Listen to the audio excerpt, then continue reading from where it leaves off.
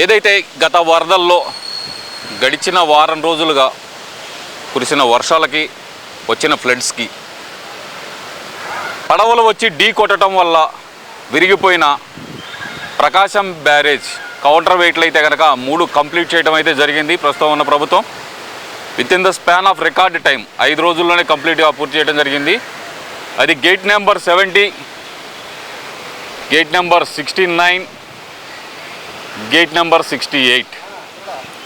ఇప్పుడైతే కనుక ప్రస్తుతం ఏదైతే పడవలు కొట్టుకొచ్చో లేదంటే ప్రమాదవశాత్తు అని మీరు అనుకోవచ్చు, కానీ దీని వెనకాల పెద్ద కుట్ర కోణం ఉందని చెప్పి భావించాల్సి వస్తుంది. ఏవైతే పడవలు వచ్చినాయో ఆ గేట్లకు అడ్డంగా ఉన్నాయో ఆ పడవల్ని తీయటానికైతే కనుక భారీ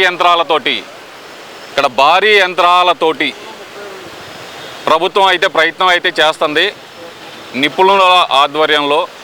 అది ఎంతవరకు సక్సెస్ అయ్యే అవకాశం ఉందో తెలిసే పరిస్థితి కాదు. ప్రజెంట్ అయితే కనుక మ్యాక్సిమం ఒక్కొక్కటి 100 టన్నులు లిఫ్ట్ చేయగల హైడ్రాలిక్ క్రేన్స్ అయితే తీసుకొచ్చారు. మరి అవి ఎంతవరకు సపోర్ట్ చేస్తాయో లేదో కూడా ఇక్కడ తెలియని పరిస్థితి ఉంది. ఇక ఒక్కసారి కనుక మీరు క్షుణ్ణంగా ఆ బోటు మీద కానొస్తున్న రంగులు కనుక గమనిస్తే గత ప్రభుత్వం ఏదైతే ఉందో ఆ ప్రభుత్వానికి వాళ్ళకు ఒక జెండా ఉంది. అది మనం అనకూడదు, పాలస్తీనా జెండా ఆ కలర్లో ఉండిద్ది కూడా వాళ్ళది కూడా. అక్కడ ఏం జరిగిద్దో అందరికీ తెలిసిందే. ఇప్పుడు చూడండి, ఒక్కొక్కటి 50 టన్నుల నుంచి 60 టన్నుల వెయిట్ గల పడవలు.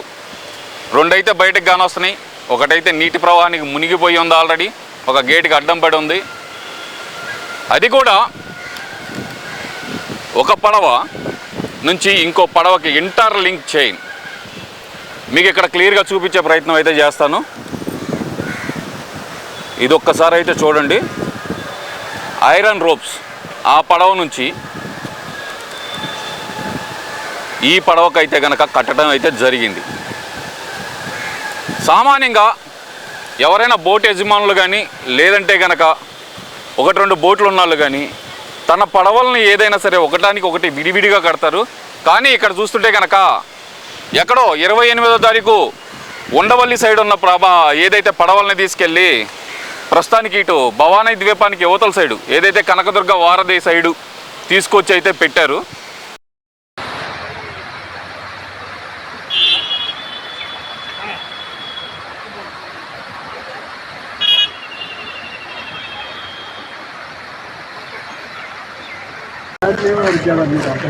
ఆయనకి హాస్పిటల్కి వస్తే ఇటు విజయవాడ హాస్పిటల్ తీసుకొచ్చి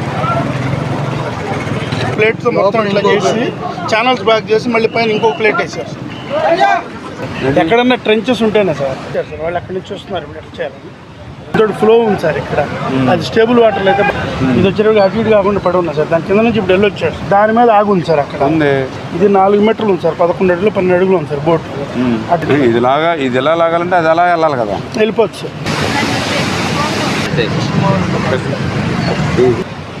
ఇప్పుడు అది కట్ చేసాక తర్వాత దీన్ని మళ్ళీ కట్ చేయాలా? అది కట్ చేస్తే దీన్ని ఈజీగా డిలీట్ చేయొచ్చు. అంతా ఒకటే.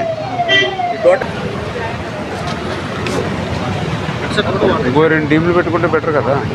చూసుకుని అన్ని యాంగిల్స్ పెట్టండి. వాళ్ళు కూడా రమ్మానండి, వీళ్ళు కూడా లాగుతున్నారు. 2 కూడా బ్యాచ్లు కట్టాలి. మంచిగా పని చేశారు. పనా జాగ్రత్త, బాగా పని చేశారు. ఓకే అమ్మా.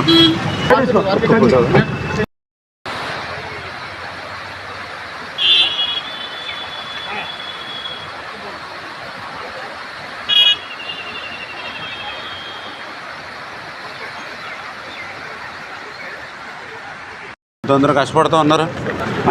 అంటే ఇంకా 17 టన్స్ వచ్చేసింది ఆల్రెడీ చేసి వచ్చింది. ఇప్పుడు మళ్ళీ వర్క్ అయ్యింది కాబట్టి మళ్ళీ క్లీన్ చేసి మళ్ళీ పెయింటింగ్ చేస్తాం. ఇక్కడేమో మనకి 69లో ఒకటి మునిగిపోయి ఉంది సార్. ఆ మునిగిపోయిన దాని మీద జాయింట్ అయిపోయింది సార్. అవతల ఇంకోటి ఉంది సార్, అది కూడా సార్, అది కూడా కింద పడి ఉంది. దాని మీద కూడా ఎక్కువ ఉంది. ఇది తీస్తే కానీ మిగతా తీయడానికి లేదు సార్. ఇది తీయాలి, ముందు ఇది తీయాలి సార్. కట్ చేసి పడండి అంతే. ఈ నీళ్ళు అంటే పైన అంటే కట్ చేస్తారు, నీళ్ళలో కట్ చేసేది వాళ్ళు చేయగలరు. అంతే. అది మామూలుగా అలా వచ్చి పడిందంటారా లేకపోతే 3 కలిసి వచ్చినట్టే లింక్ చేసే ఉన్నాయి సార్. లింక్ చేసి ఉన్నాయి ఉదాహరణకోటి వచ్చేటప్పుడు ఫోటోలు నేను అదే చెప్పి దగ్గర ఉన్నాయి సార్. ఇప్పుడు సపోజ్ ఫస్ట్ పడవ వచ్చి దీన్ని కొట్టింది అనుకోండి, దాంట్లో ఇంకో 10 నిమిషాలు 5 నిమిషాలు గ్యాప్ ఉంటే ఆటోమేటిక్ ఇక్కడ ప్రవాహం తగ్గిపోద్ది. ఇది ఈ కాలం దగ్గర తగ్గిపోద్ది ఎప్పుడు ఇది వచ్చిందో ఆ కాలం వైపు వెళ్తుంది రెండోది. వేరే విలేజ్ అలా వెళ్ళకుండా ఒక చోటకి వచ్చినట్టే లంకే ఉంది అటు పోకండి. రేపే చూసండి, అదే వీలైనంత రేపే ఎర్లీ అవర్స్లో మొదలు పెట్టండి. రేపు ఏదో రకంగా క్లియర్ చేయాలి. మీకు ఎఫెక్ట్ ఎక్కువ పెట్టండి. ఎఫర్ట్ మొన్నటి వరకు సార్ వాటర్ 5 వరకు ఉండే సార్. అంతే కదా సార్, వెలాసిటీ ఎక్కువ ఉండేను ప్లస్ 11 lakhs ఉండే కాబట్టి కిందికి దిగిపోయింది వాటర్ 2 lakhs.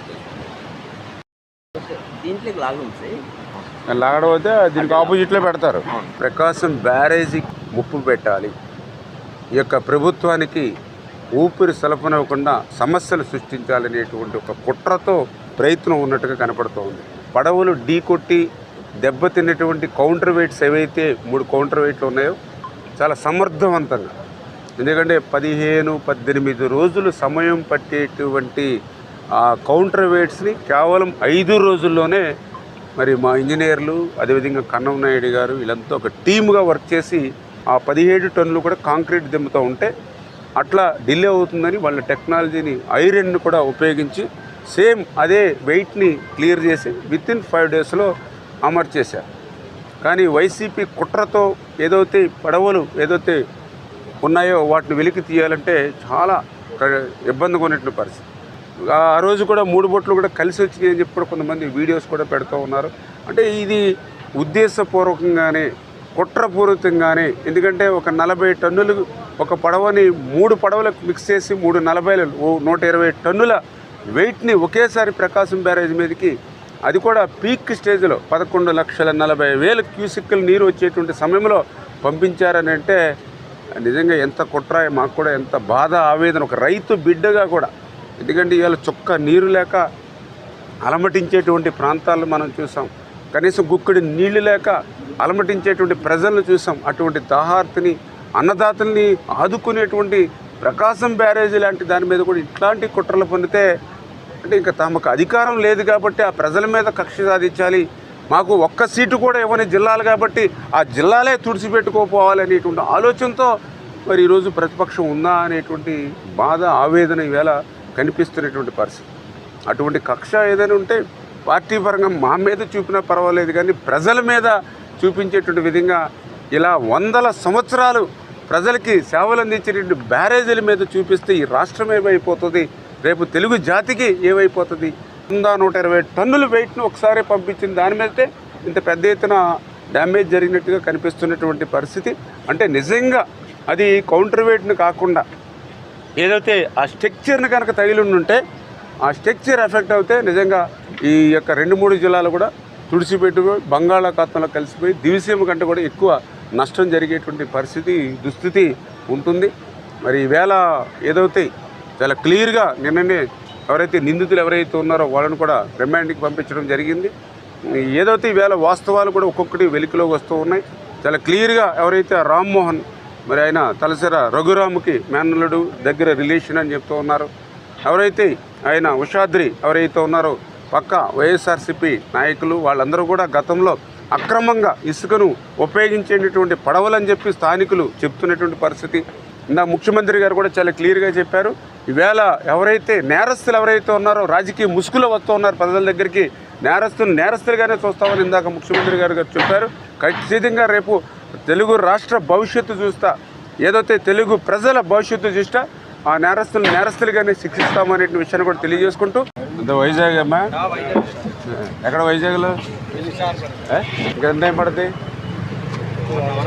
అవునా, ఇప్పుడు మామూలుగా వాటర్లో ఆక్సిజన్ సిలిండర్స్ ఒకటి వెళ్తారా ఎవరు మీరేనా? ఎంత టైం పడుతుంది కట్ చేయడానికి? జనరల్గా ఇప్పుడు ఇది ఉందంటే హాఫ్ కింద కట్ చేస్తారా? వుడ్ ఐరన్ కూడా కట్ అయిపోతుంది దానికి. ఇప్పుడు 2 కట్ చేస్తే ఉడికి పైకి లేపితే అంటే పైకి లేపుతుంటే ఉరికి అలా లేస్తుందా? అంటే ఎంత లేపగలుగుతుంది పైకి? 2 టైపుల బెలూన్లు ఉన్నాయి సార్. అది ఒక టైప్ బెలూన్ ఎయిర్లో ఉంటుంది సార్, 1 మీటర్ హైట్, అంటే వాటర్లో లేపేస్తుంది సార్ సమానంగా. ఉన్నాయి సార్ అవి ఫ్లోటింగ్ ఆ బెలూన్ మనం కంట్రోల్ చేసుకోవడం ఎలాగా? దాని నుంచి ఓస్ పైప్ కనెక్షన్ మన ఏరియాలోనే లేకపోతే అదే ఆ కనెక్షన్ మా దగ్గర ఉంటుంది కదా. దగ్గర 17 టన్నులు ఉండేటువంటి కౌంటర్ వెయిట్ని విత్ ఇన్ డేస్లో మనం చేయగలిగాం. కానీ ఏదైతే వైఎస్ఆర్సీపీ కుట్రల్ని బద్దలు కొట్టడానికి ఛేదించడానికి మాత్రం చాలా సమయం పడుతుంది. ఏదైతే ఈ యొక్క ప్రకాశం బ్యారేజీకి అడ్డుపడినటువంటి ఆ పడవల్ని తొలగించేటువంటి పని నిన్న ఉదయం మొదలు పెడితే రాత్రి వరకు కూడా ఎన్ని ప్రయత్నాలు చేసినా కూడా సఫలం కానిటువంటి పరిస్థితి. అంటే ఏదైతే గతంలో ఒక పడవ దీన్ని అడ్డుకున్నప్పుడు కూడా ఎవరైతే బెకమ్ సంస్థ ఎవరైతే ఉన్నారో వాళ్ళే ఆ పడవని తీయడం జరిగింది. దానికి మించినటువంటి క్రేన్స్ భారీ వాహనాలు పట్టుకొచ్చి నిన్న పడవల్ని లాగడానికి ప్రయత్నం చేస్తే సాధ్యం కాల. ఏంటనేది చూస్తే ఏదైతే 3 బోట్స్ కూడా ఒకదానికొకటి లింక్ అయి ఉన్నాయని, అంటే మనం ఒక బోటుని లాగడానికి ప్రయత్నం చేస్తే దానికి మళ్ళీ వెనకాల ఒక 2 బోట్స్ని దాని కిందకి లాగుతున్నాయి. అంటే 3 బోట్లు అంటే దగ్గర 340 120 అంటే 100 నుంచి 120 టన్నులు కెపాసిటీకి అది 3 లింక్ అయి ఉండడం వల్ల మరి బయటికి రానిటువంటి పరిస్థితి కనపడుతుంది. అంటే ఎంత దుర్మార్గం అని అనిపిస్తూ ఉంది.